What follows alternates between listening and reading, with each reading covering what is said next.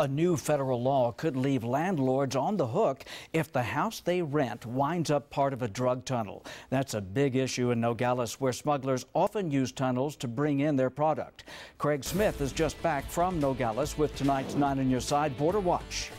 Guy, in real estate, it is all about location, location, location. Drug smugglers know parts of Nogales are prime places to rent houses to use as part of smuggling tunnels.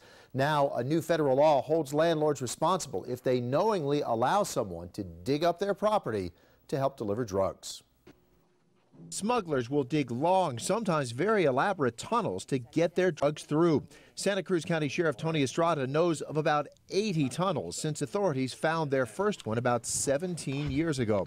He hopes the new law will make landlords turn away renters who show some classic warning signs. That the people that's renting it is from Mexico, possibly can't give you any prior information where they resided, probably paying cash on a regular basis and probably willing to pay more than anybody else. You may have a house to rent and you're thinking, I don't have to worry about tunnels. My house is a good distance from the border. Well, maybe you do have to worry. Sheriff Estrada says he knows of at least one tunnel house that was about a mile away from the border. How did they do it? They tapped in to the drainage canals that cross over from Mexico, so they didn't really have to do a mile's worth of digging.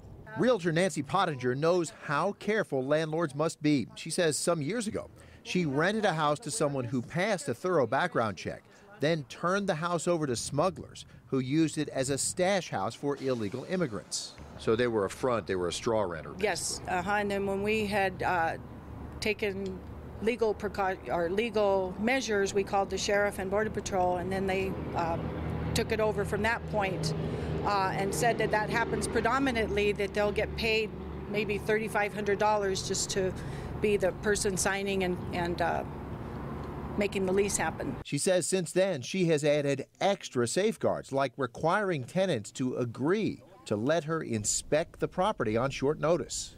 Now, the law notes that in parts of California, the Department of Homeland Security is already educating landowners about how they can help stop smugglers from digging tunnels.